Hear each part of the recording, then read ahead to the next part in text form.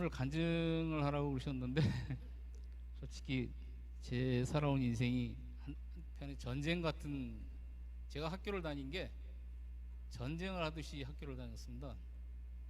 보통 일반 사람들이 다니는 그런 학창시절이 아니어가지고 오늘 말씀을 드리려고 합니다. 제가 초등학교 6학년 때까지는 아무것도 모르고 잘 뛰어놀고 동네 나가서 친구들하고 잘 놀고 있는데, 저희 때는 초등학교에서 중학교 올라가려고 그러면 시험을 보고 올라갔어야 되는데, 그때 형이 어느 날 부르더니 너 학원 다녀봤냐 그러더라고요. 그래서 아니 학원 안 다녀봤다고 그랬더니 그럼 과외는 해봤냐 그래서 과외도 안 해봤다고. 그럼 너 반에서 10등 안에 드냐 그래서 아니 안 든다고. 그랬더니 너 무슨 재주로 중학교를 가겠다고 지금 폼을 잡는 거냐 그러더니 그러지 말고 형이 저 광화문 앞에 무과수라고 제과점이 있는데 그 앞에 구두 닦는 자리 하나 봐뒀는데 그 자리를 내가 살 테니까 네가 거기 가서 구두를 닦어. 그리고 형하고 반반 나눠서 가지면 이게 형도 좋고 너도 좋고 서로 좋은 거 아니냐, 이렇게 하자 그러더라고요. 그래서 난 그렇게 못한다고. 내가 학교를 가겠다는데 형이 왜 말리냐고. 그랬더니 야 임마, 학원도 안 다녔고 뭐 과외도 안 해봤고 공부도 잘하는 것도 아니고 근데 중학교를 어떻게 가겠다는 거냐고. 그랬더니 느닷없이 저보고 하는 얘기가 야 네가 중학교를 가면 내 손에 장을 찢어라, 장을 찢어. 참 너도 참 안 될 것 뻔히 알면서도 그걸 고집을 핀다고. 근데 그때 딱 드는 생각이 그럼 내가 형 손에 장을 한번 찢어봐.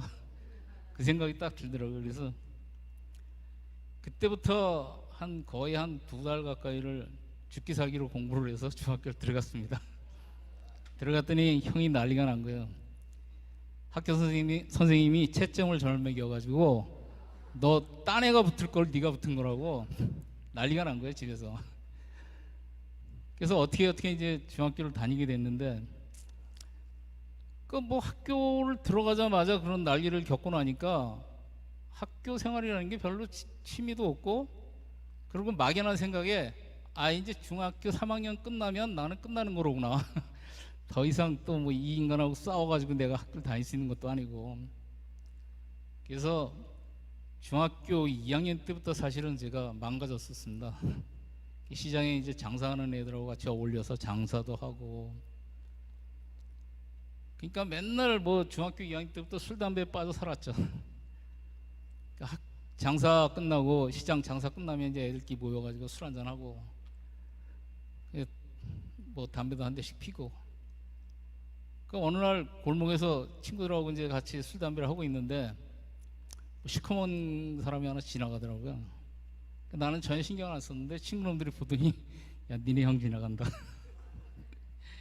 그래서 속마음으로 뭐 어차피 고3인 중3인데 뭐 이제 어차피 쫓겨날 건데 뭐 나가라 그러면 나가면 그만이지 뭐 어떻게 하겠냐. 그러고 그럼 이제 부를 때만 기다리고 있는데 형이 안 불러요. 죽어도. 저 인간이 나를 불러서 나가라 그래야 될 텐데 왜 안 나가라 그러지. 나가라 그러면 탁 싸들고 나갈 텐데. 근데 얼마 정도 지난 다음에 저를 부르더라고요. 좀 들어오라고. 이 책가방 싸고 네 옷 짐 싸고 들고 오라고. 들고 들어갔더니 그 당시에 봉급쟁이가 한 12만 원 정도 월급을 받을 때인데 갑자기 10만 원을 딱 주더라고요. 돈을 주더니 네가 이 돈 갖고 아예 나가면 더 좋고, 근데 형은 고등학교까지는 공부시킬 그 각오를 하고 있으니까 네가 어디 가서 공부를 해서 고등학교에 입학을 하면 집을 들어와라.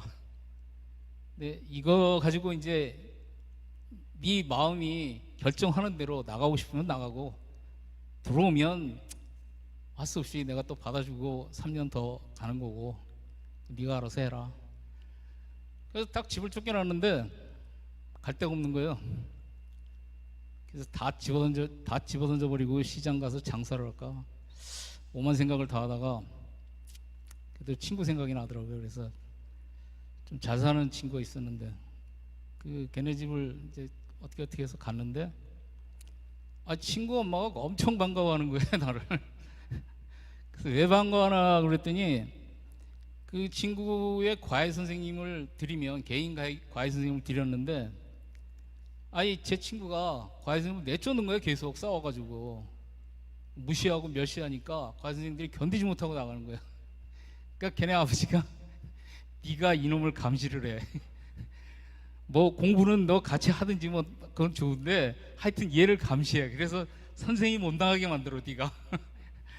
근데 저는 뭐 어차피 집에서 쫓겨난 놈인데 뭐 어떻게 할 수 있습니까? 열심히 이제 감시하면서 그래서 공부를 또 해가지고 그래서 어떻게 이제 고등학교를 들어갔는데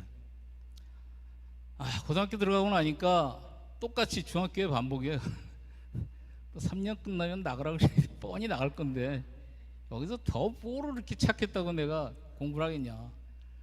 그리고 학교 다니면서 누구도 나한테 공부 잘하냐 뭐 요새 성적은 좀 어떠냐 건강은 어떠냐 묻는 사람이 하나도 없어요. 오히려 나하고 대화하는 게 두려운 사람들이에요, 전부 다. 그래서 이제 그렇게 고등학교 마치고, 그러니까 고등학교 마지막 때는 형한테 다시 한번 이제 확인을 받았죠. 형 어떻게 연대나 고대 정도 가도 안 되겠냐 했더니 야, 내가 너 서울법대를 간다 그러면 내가 해줄게. 근데 달러빚을 내서라도 널 해줄 텐데 서울법대가 아니면 포기해라 그냥. 형하고 더 이상 뭐 안 될 것 같아서 다 포기하고 다 포기한 다음에 이제 고등학교 선배 중에 한 명이 학교 앞에서 이제 화실을 했는데 화실을 놀러 오라고 그러더라고요. 그래서 우연히 놀러 갔어요, 화실에. 놀러 갔는데 선배가 웬만하면 와서 청소 좀 해주면 내가 먹고 뭐 용돈 좀 주고 재워주고 먹여줄 테니까 와서 청소 한번 안 해보겠냐 그러더라고요. 그래서 그럼 제가 그냥 와서 청소하겠다고. 어차피 뭐 갈 데도 없는데 뭐 할 수 없는 거죠. 화실에 가서 열심히 청소해주고 그렇게 지냈는데 그 선배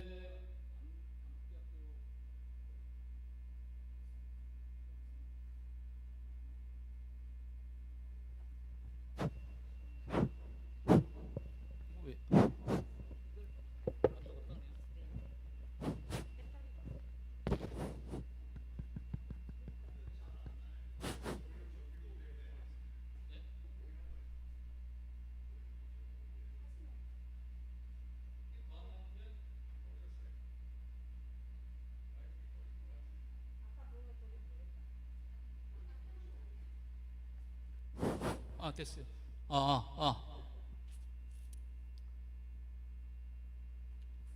근데 그 화실하던 선배가 단국대학교를 다니던 선배인데 어디 가서 친구들하고 얘기하다가 엄청 망신을 당했나 봐요. 그러니까 홍대도 안 다니는 놈이 뭐 건방지게 무슨 화실을 하냐. 네가 네 주제를 알아야지. 그리고 망신을 당한 거예요. 그러니까 이 선배가 술이 잔뜩 취해가지고 와가지고 화실을 그만두겠다는 거예요. 아니 나는 갈 것도 없고 먹고 살 길도 막막한데 거기서 화실을 그만두면 어떡해.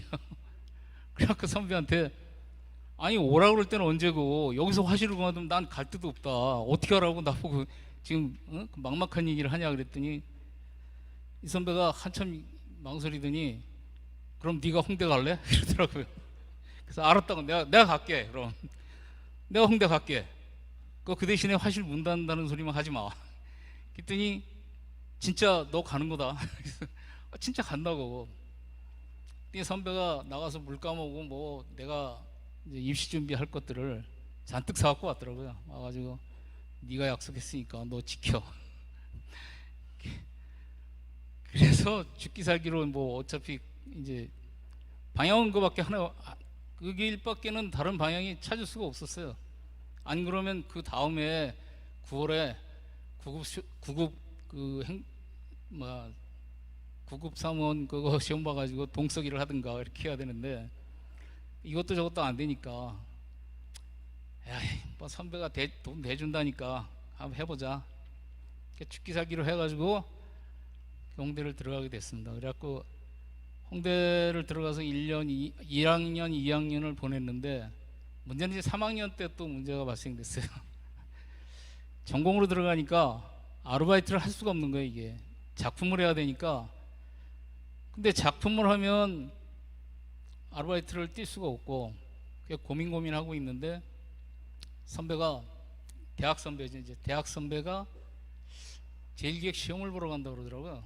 그래서 저보고 대학 제일기획 시험 보러 가는데 같이 가자고. 그래서 아니 형 입사 시험 보러 가는데 내가 왜 따라가냐고 그랬더니 아니 네가 밖에 서 있으면 좀 든든해. 그러니까 시험 볼 수 있다고 같이 가자고 그러더라고요.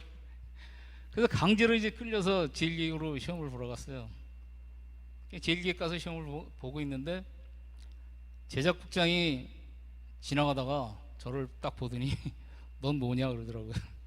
아, 선배가 시험 보는데 가슴이 떨려서 저보고 밖에서 응원하라 그래서 지금 응원하고 있습니다 그랬더니 그 제작국장이 한참 보고 있더니 놀고 있네 그러더니 너 들어와. 그래서 강제로 끌려 들어가서 시험을 보게 됐는데 몇 번 얘기를 했어요. 저는 대학교 3학년이라서 여기 입사 시험 봐도 회사를 다닐 수가 없다.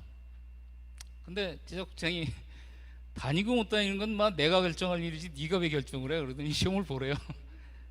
그래서 들어가서 입사 시험을 봤는데 뭐 다른 사람들은 대학을 졸업하고 와서 시험을 보는 거니까 다들 가슴이 쿵당당 뛰고 뭐 난리들인데 저야 뭐 어차피 대도 못 다니고 어떻게든 못 다니는 거니까 여유가 생기더라고요 그냥. 그래서 시험 보는데 전혀 뭐 떨 것도 없고 여유롭게 시험을 봤어요. 봤는데 그 선배하고 저만 합격이 됐어요. 둘이 합격이 돼서 이제 제일기획을 다니게 됐는데 국장한테 찾아갔죠.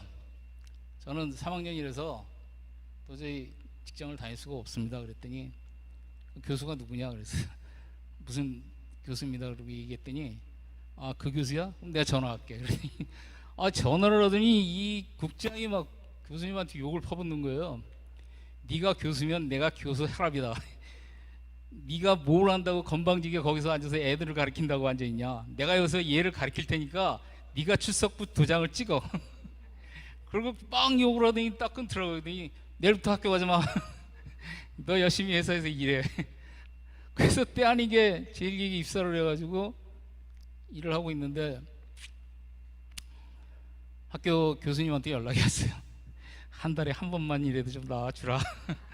애들 다른 애들도 면목이 없으니까 좀 그렇게 해달라 그래가지고 그래서 사실 대학교 3, 4학년을 한 달에 한 번 학교 다니는 걸로 해서 그렇게 해서 그 학교를 마치게 됐습니다. 그 다음에 이제 군대를 또 가야 되는데 그렇게 한 2년을 지내고 나니까 뭐 직장 생활을 하면서 그렇게 다니다 보니까 조금 안정적으로 생활도 되고 조금 안정이 됐다 싶었는데 군대를 또 영장이 나왔으니까 가야 되는데 군대 가가지고 백산부에 갔는데 그 백산부 안에 교회가 있더라고요. 그래서 교회에 들어가가지고 앉아서 기도를 좀 했는데 갑자기 눈물이 팡 터지더라고요. 왜 하나님 저만 미워하십니까? 나하고 무슨 엇가신 적이 있다고? 왜 나만 보면 이렇게 나를 괴롭힙니까? 그래가지고 그 눈물이 터져 약간 3시간 정도를 앉아서 기도를 그렇게 했습니다. 하고 나서 그 다음에 자대 배치를 딱 받았는데 제가 좀 군대 생활을 희한하게 한 게 자대 배치 받고 간 데가 민가집이었어요. 그래서 군대 생활을 민가집에서 3년을 보내고 그 제대를 했습니다. 왜 민가집이냐면 전방에 가면 회색분자 마을이라고 있어요. 그 회색분자 마을이라고 해서 38선이 거졌을 때는 북쪽에 살았었고 그 휴전선이 거졌을 때는 남쪽으로 사는 사람들이 있는데 그 사람들이 정체성이 북도 아니고 남도 아니에요. 그래서 회색분자라고 그러는데 회색분자를 감시하는 그 감시병으로 가서 3년을 보내고 나왔습니다. 그렇게 이제 제대를 하고 결혼을 하게 되고 어느 정도 또 결혼해서 생활을 안정하게 됐는데 이번에 또 저희 모친이 풍을 맞으셔가지고 갑자기 풍을 맞으셔서 딱 누웠는데 이 저희 집사람이 몸무게가 그때가 47kg였고 저희 어머니가 80kg였거든요. 80kg 노인네를 붙잡고 47kg가 어떻게 하지를 못하는 거예요. 그냥 밑에 깔려 그래요. 그냥 깔리면 뭐 난리가 나는 거죠. 그래서 집사람이 이제 하다 안 되니까 그 동네에 있는 교회에 가가지고 교회 목사님한테 상의를 드렸나 보더라고요. 그러니까 목사님이 그 매일 권사님들을 순번제로 정해가지고 와서 이제 어머니 그 병수발을 다 들어준 거죠. 그렇게 병수발을 들어주니까 교회를 안 갈 수 없잖아요.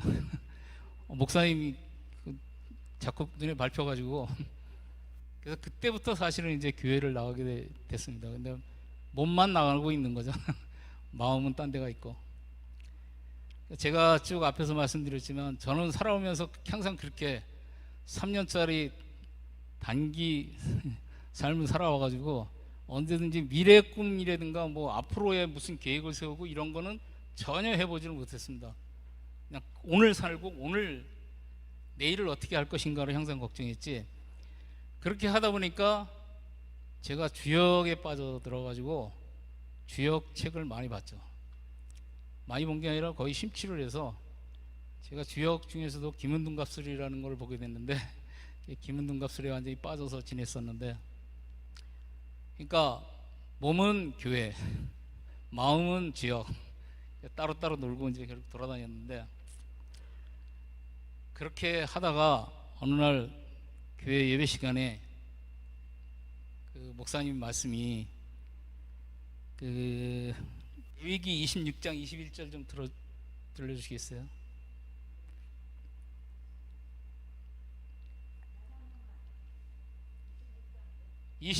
레위기 26장 21절이요.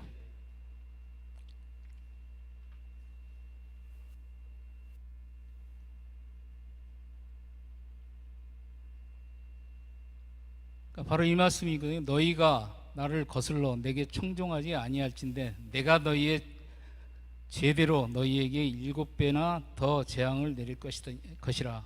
이 말씀을 갑자기 주시더라고요. 근데 이 말씀 듣는 순간 가슴이 찌릿하더라고요. 하나님이 어떻게 하셨지? 아니 교회 예배당에 계신 하나님이 예수님이 내가 회사에서 몰래 보는 지역 보고 있는 걸 어떻게 하셨지?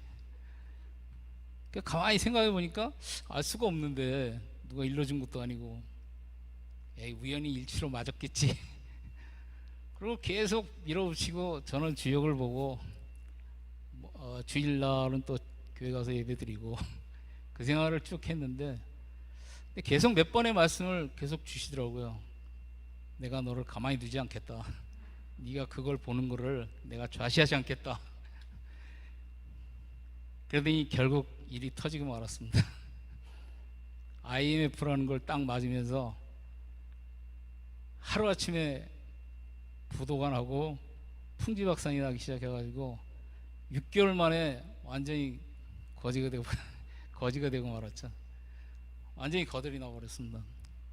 제가 하나님 말씀에 기울이지 않은 그 죄로 완전히 거들이 나게 됐죠.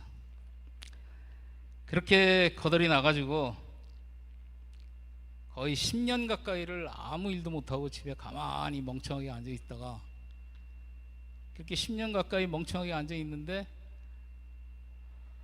어느 날 집사람이 그렇게 세월만 보내지 말고 북한 선교학을 좀 해보는 게 어떻겠냐, 대학원을. 아니 10년 놀았는데 뭐 돈도 없고 그리고 뭐 그렇게 할 의향이 없다. 그랬더니 그래도 한번 생각을 해봐라. 뭐 교회 가서 얘기를 했는지 어느 집사님이 느닷없이 저한테 연락이 와가지고 학비를 대겠다는 거예요. 북한 선교학이면.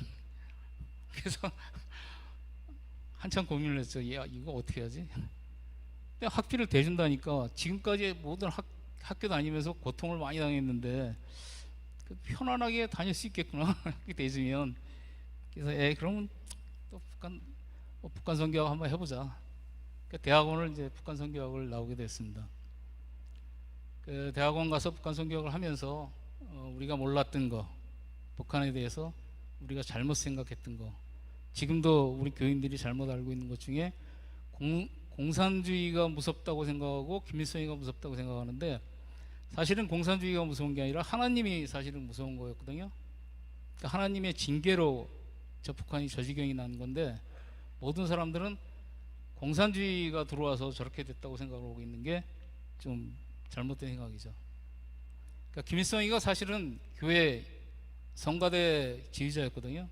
김일성이가 성가대 지휘자였던, 그러니까 기독교를 잘 아는 사람을 통해서 북한을 완전히 망가뜨린 거예요, 하나님이.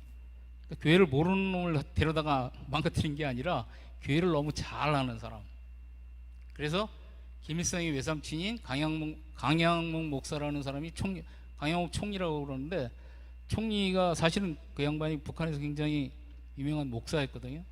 그러니까 북한이 왜 그렇게 돼 있느냐, 북한이 1939년도에 그 신사참배를 하게 됩니다.